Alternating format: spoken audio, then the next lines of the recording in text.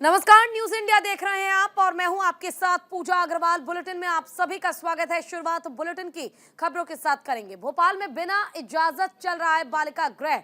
बालिका गृह में औचक निरीक्षण के दौरान खुलासा हुआ, रजिस्टर में 48 बच्चियों के नाम शामिल है, वहीं 41 बच्चियां ही मिली हैं। भोपाल में एक बालिका गृह से 26 बच्चियां गायब है। ये सबसे बड़ी खबर। गुजरात, झारखंड, मध्य प्रदेश की बच्चियां थीं। पुलिस ने मामले में एफआईआर दर्ज कर ली है। तो ये इस वक्त की बड़ी और अहम जानकारी हम आपको दे रहे हैं, जहां पुलिस ने छापेमारी की है और भोपाल में बिना इजाजत चल रहा था बालिका गृह, जिसमें एंट्री जो है वो 48 बच्चियों की है, यानी 48 बच्चियों की एंट्री है। लेकिन जब पुलिस ने छापेमारी की, यहां पर कार्रवाई की गई, तो सिर्फ 41 बच्चियां ही यहां पर मिली हैं। हालांकि भोपाल में एक बालिका गृह से 26 बच्चियां गायब है और ये जो बालिका गृह है, यहां पर गुजरात, झारखंड, मध्य प्रदेश यानी कि अलग अलग राज्यों से बच्चियों को लाया गया है। पुलिस ने फिलहाल मामले में एफआईआर दर्ज कर लिया है। 26 बच्चियां जो लापता है उनका पता लगाया जाया है और साथ ही 48 बच्चियां जो मिली है उन्हें भी पुलिस ने अपने पास बुला लिया है और अब मामले में जांच की जाएगी। उन बच्चियों से पूछताछ होगी, साथ ही उन बच्चियों से पूछताछ के बाद जो उनका परिवार है उन्हें बच्चियों को अपने परिवार के पास भेज दिया जाएगा। लेकिन उससे पहले ये बहुत ज़्यादा ज़रूरी कि आखिर जो बच्चियां लापता हैं, जिनके बारे में कोई जानकारी नहीं है, आखिर वो बच्चियां कहाँ हैं, उनके बारे में जानकारी जुटाने में पुलिस जुटी हुई है।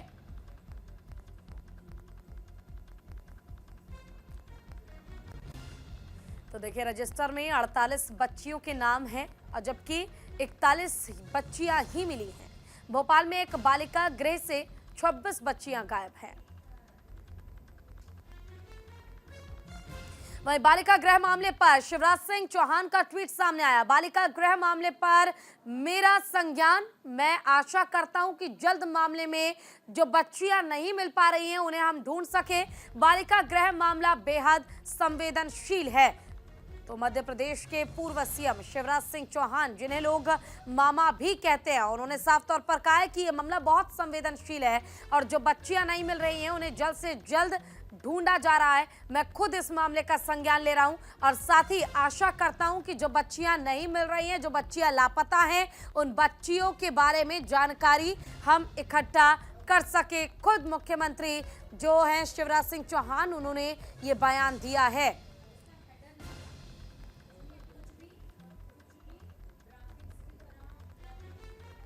तो मामले को लेकर खुद पूर्व सीएम शिवराज सिंह चौहान संज्ञान ले रहे हैं। उन्होंने साफ कहा है कि मामला काफी संवेदनशील है और संवेदनशील होने के कारण मामले में गहन जांच की जाएगी और गहन जांच किए जाने के साथ जो भी आरोपी है उसे बख्शा बिल्कुल नहीं जाएगा। 48 बच्चियों की एंट्री और इस बालिका गृह में मिले 41 बच्चियां, 26 बच्चियां आखिर कहां हैं? वो बच्चियां कौन हैं? उन्हें कहां से लाया गया, क्यों लाया गया? आखिर इस बालिका गृह में बच्चियां लापता हुई क्यों और कैसे हुई? ये तमाम सवाल है जो अब इस मामले के प्रकाश में आने के बाद खड़े होते हैं कि आखिर उन बच्चियों का क्या, जो 26 बच्चियां लापता हैं, वो बच्चियां कहां गई? 48 बच्चियों की एंट्री ही सिर्फ रजिस्टर में क्यों और 48 में से भी सिर्फ 41 बच्चियां ही क्यों मिली? बाकी बच्चियां कहां गायब हैं, कहां लापता है, उनके बारे में पता लगाने में लगातार प्रशासन जुटा हुआ है।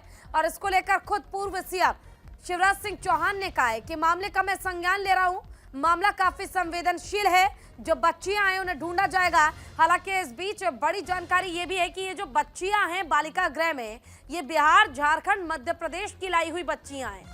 अलग अलग जगह से, अलग अलग राज्यों से, अलग अलग प्रदेशों से बच्चियों को यहाँ पर लाया गया है। लेकिन आखिर बच्चियों को लाने वाला है कौन? आखिर कौन वो मुख्य आरोपी है जो बच्चियों को लेकर आया है और आखिर बच्चियों को लाया क्यों गया? ये तमाम सवाल खड़े होते। क्या ह्यूमन ट्रैफिकिंग से भी जोड़कर इस मामले को देखा जा सकता है? तमाम एंगल से इस मामले को जोड़ा जा रहा है। और देखिए, 22 जनवरी को राम मंदिर की प्राण प्रतिष्ठा होनी है। प्राण प्रतिष्ठा में नहीं जाएंगे पूर्व सीएम उद्धव ठाकरे। नासिक के काला राम मंदिर जाएंगे उद्धव ठाकरे। राम मंदिर ट्रस्ट की ओर से अब तक उन्हें न्योता नहीं मिला है, तो राम मंदिर ट्रस्ट की ओर से सबको न्योता भेजा जा रहा है, निमंत्रण भेजा जा रहा है कि आइए 22 जनवरी को अयोध्या राम लला के प्राण प्रतिष्ठा कार्यक्रम में, राम मंदिर के इस उद्घाटन कार्यक्रम में, समारोह में आप शामिल होइए।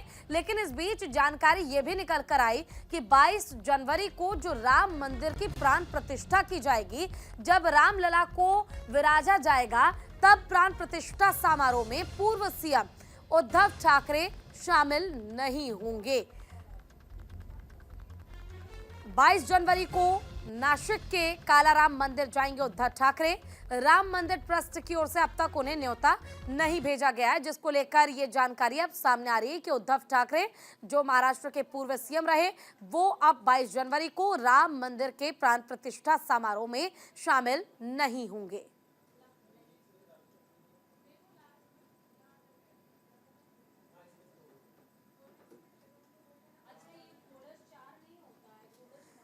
तो इस वक्त की बड़ी और अहम जानकारी हम आपको दे रहे हैं। 22 जनवरी को राम मंदिर में होने वाले प्राण प्रतिष्ठा कार्यक्रम को लेकर उस समारोह में तमाम नेताओं को, तमाम संतों को, महंतों को न्योता भेजा गया है। लेकिन इस बीच महाराष्ट्र के जो पूर्व सीएम है उद्धव ठाकरे, उन्हें अब तक कोई न्योता नहीं दिया गया, जिसके कारण अब जानकारी ये निकलकर सामने आ रही है कि 22 जनवरी को होने वाले समारोह में उद्धव ठाकरे शामिल नहीं होंगे, बल्कि उद्धव ठाकरे की ओर से उस कार्यक्रम में न शामिल होने की जो जानकारी सामने है उसमें यह भी कहा गया कि नासिक के कालाराम मंदिर उद्धव ठाकरे जाएंगे और राम मंदिर ट्रस्ट की ओर से उन्हें अब तक कोई न्योता नहीं भेजा गया है और इसीलिए वो 22 जनवरी को अयोध्या बिल्कुल नहीं जा रहे हैं।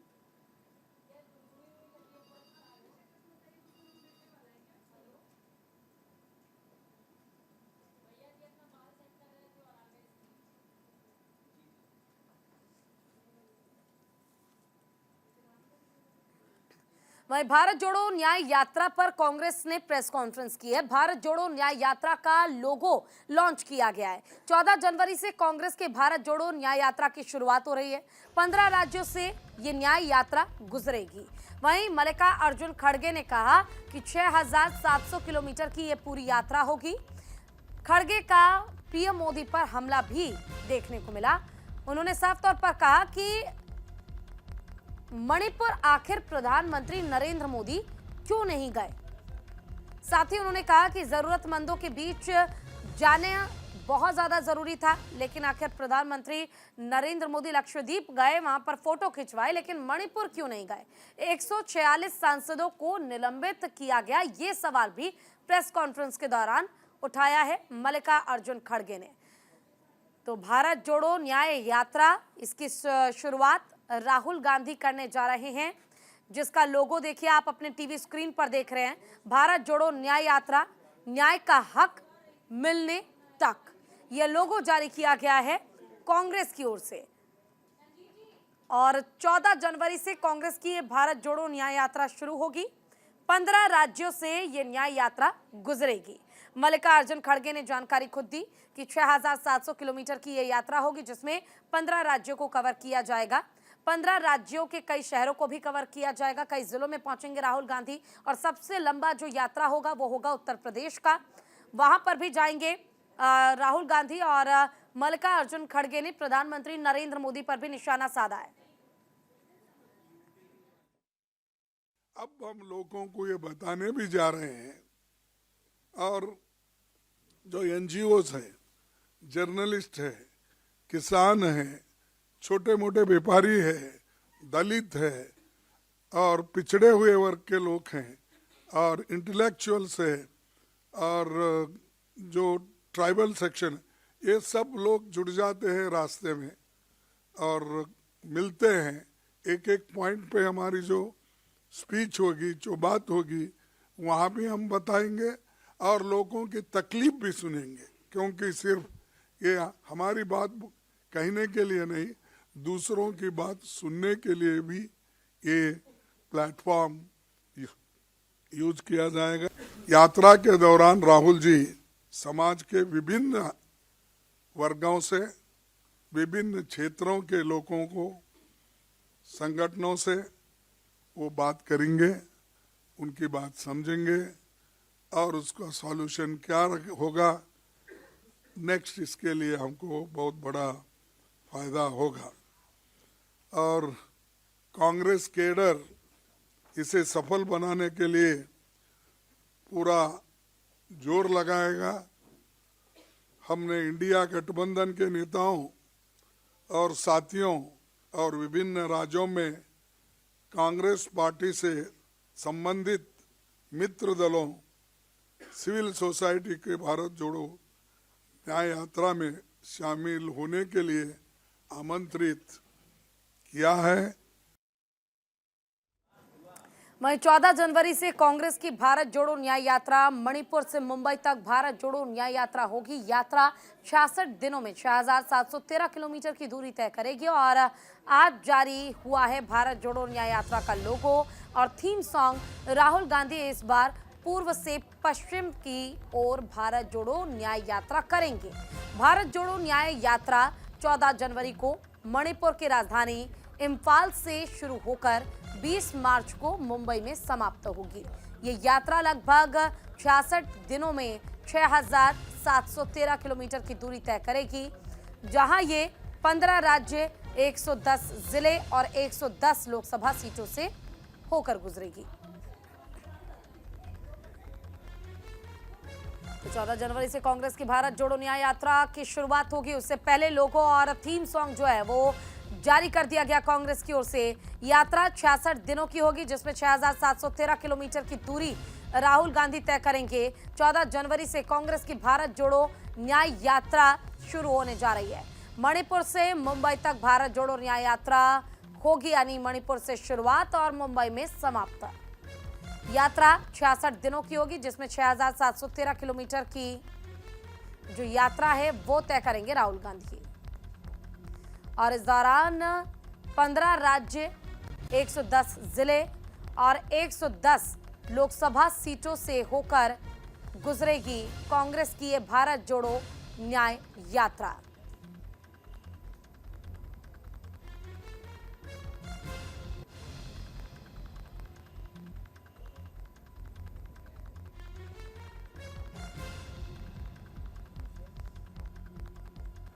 तो इस वक्त की बड़ी और अहम जानकारी हम आपको दे रहे हैं। कांग्रेस की ओर से भारत जोड़ो यात्रा के बाद अब ये दूसरी यात्रा की शुरुआत, भारत जोड़ो न्याय यात्रा।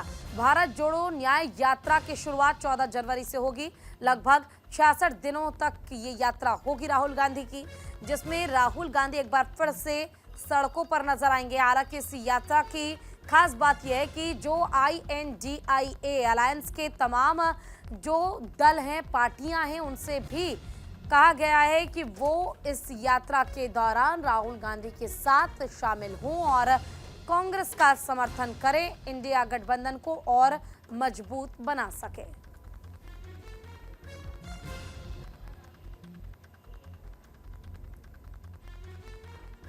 चले तो अब आपको बताते हैं कि भारत जोड़ो न्याय यात्रा आखिर कितना खास होगा, क्या जरूरी चीजें हैं जो इसके बारे में जानना बहुत ज्यादा जरूरी हो जाता है। देखिए 14 जनवरी से भारत जोड़ो न्याय यात्रा की शुरुआत हो जाएगी। 14 जनवरी से इसकी शुरुआत होगी। इसके अलावा कांग्रेस अध्यक्ष मल्लिकार्जुन खड़गे इम्फाल से इसे हरी झंडी दिखाएंगे, यानी कि मणिपुर की राजधानी इम्फाल से इसे हरी झंडी दिखाकर इसकी शुरुआत की जाएगी। लगभग 6700 किलोमीटर लंबी यात्रा होगी। इस दौरान 15 राज्यों को कवर करेंगे राहुल गांधी। 15 राज्यों को कवर करने के साथ ही 110 जिलों को भी कवर करेंगे। जब 15 राज्यों में पहुंचेंगे, यात्रा लेकर जाएंगे, तो यहां पर 110 ऐसे जिले हैं जिन्हें कवर किया जाएगा राहुल गांधी की ओर से, कांग्रेस की ओर से। यात्रा में इंडिया गठबंधन के सहयोगी दलों को भी न्योता दिया गया है। जो सहयोगी दल है उनसे भी कहा गया कि आप भी आइए और इस यात्रा में शामिल होइए। और साथ ही यात्रा के तहत राहुल 67 दिनों में तय करेंगे 6713 किलोमीटर का सफर। इसके अंतर्गत 100 लोकसभा सीटें आएंगी और 100 लोकसभा सीटों को साधने की जो पूरी कोशिश है वो कांग्रेस करेगी, राहुल गांधी करेंगे और राहुल गांधी की यात्रा मुंबई में खत्म हो जाएगी। यानी कि मणिपुर से शुरू होकर ये यात्रा मुंबई में खत्म होगी। हालांकि भारत जोड़ो यात्रा के बाद ये दूसरी यात्रा है कांग्रेस की भारत जोड़ो न्याय यात्रा। तो देखिए, मणिपुर में 107 किलोमीटर की यात्रा होगी, 4 जिलों को कवर करेंगे। भारत जोड़ो न्याय यात्रा का जो रूट है, जो मैप है, वो क्या है, वो हम आपको बता रहे हैं। इसके अलावा नागालैंड में 257 किलोमीटर का सफर होगा, जिस दौरान 5 जिलों को कवर करेंगे राहुल गांधी और यहां पर उनकी ये यात्रा पहुंचेगी। देखिए, असम में 17 जिलों में 833 किलोमीटर की लंबी यात्रा होगी। काफी लंबी यात्रा असम में भी राहुल गांधी करेंगे। अरुणाचल प्रदेश की अगर हम बात कर लें तो यहां पर 55 किलोमीटर की यात्रा राहुल गांधी जो है वो करते नजर आएंगे। हालांकि अलग अलग राज्यों को कवर किया जाएगा, राज्यवार हर एक जिले को कवर करेंगे राहुल गांधी। मेघालय की बात करें तो 5 किलोमीटर की यह यात्रा होगी। मेघालय में भी जब राहुल गांधी पहुंचेंगे तो कोशिश रहेगी यहाँ की सीटों को साधने की। पश्चिम बंगाल की अगर हम बात करें, 7 जिलों में 523 किलोमीटर की ये यात्रा रहेगी पश्चिम बंगाल में। और यहाँ पर टीएमसी जो ममता बनर्जी की पार्टी है, जो कि इंडिया गठबंधन का सहयोगी दल भी है, तो ऐसे में एक कोशिश ये भी रहेगी कि ममता बनर्जी यानी टीएमसी भी राहुल गांधी की इस यात्रा में समर्थन करे। चलिए, यहां वक्त छोड़ से ब्रेक का है, जल्द लौटेंगे। ब्रेक के बाद एक बार फिर से स्वागत है आप सभी का। रुक करते हैं खबरों का। राजस्थान दौरे पर प्रधानमंत्री नरेंद्र मोदी है, 3 दिवसीय दौरे पर वो पहुंचे हैं। पीएम मोदी के राजस्थान का दौरा काफी ज्यादा खास माना जा रहा है। दूसरे दिन आज डीजी और आईजी के साथ कॉन्फ्रेंस को संबोधित करेंगे पीएम मोदी। गृह मंत्री अमित शाह और सुरक्षा सलाहकार उनके साथ मौजूद रहेंगे। 28 राज्यों के डीजी और आईजी कॉन्फ्रेंस में शामिल होंगे। 8 केंद्र शासित प्रदेशों के आईजी भी इसमें शामिल होंगे। तो प्रधानमंत्री नरेंद्र मोदी का 3 दिवसीय राजस्थान दौरा, आज उनका दूसरा दिन है दौरे का। प्रधानमंत्री आज गृह मंत्री अमित शाह के साथ जयपुर के राजस्थान इंटरनेशनल सेंटर में डीजी आईजी कॉन्फ्रेंस में शामिल होंगे। इस कॉन्फ्रेंस में देश भर के 28 राज्यों के डीजी आईजी और 8 केंद्र शासित प्रदेशों के आईजी भी शामिल होंगे। प्रधानमंत्री कल शाम जयपुर पहुंचे थे। एयरपोर्ट पर उनकी अगवानी राज्यपाल कलराज मिश्रा और मुख्यमंत्री भजनलाल शर्मा ने की। प्रधानमंत्री अपने 3 दिवसीय राजस्थान प्रवास के दौरान कई कार्यक्रमों में शामिल होंगे। बता दें कि राजस्थान में पहली बार देश के वरिष्ठ पुलिस अधिकारियों की कॉन्फ्रेंस 5 से 7 जनवरी के बीच आयोजित की गई है।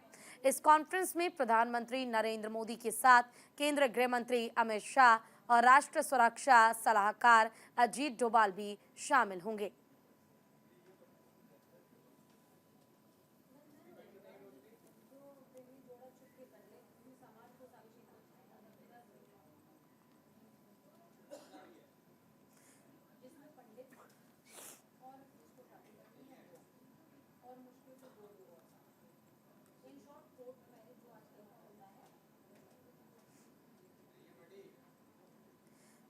तो देखिए, हम आपको दिखा रहे हैं राजस्थान में पीएम मोदी का आखिर क्या क्या कार्यक्रम तय किया गया। 3 दिवसीय राजस्थान दौरे पर पीएम मोदी पहुंचे हैं। जयपुर में डीजी और आईजी कॉन्फ्रेंस में वो शामिल होंगे। 7 जनवरी यानी कि कल तक वो डीजी और आईजी के साथ कॉन्फ्रेंस करेंगे। 28 राज्यों के पुलिस के डीजी और आईजी इसमें भाग लेंगे। गृह मंत्री अमित शाह भी कॉन्फ्रेंस में शामिल होंगे। जालाना के राजस्थान इंटरनेशनल सेंटर में कॉन्फ्रेंस का आयोजन हो रहा है। बीजेपी मुख्यालय में पार्टी पदाधिकारियों के साथ बैठक भी करेंगे। राजभवन में पीएम मोदी का रात्रि विश्राम आयोजित किया गया है।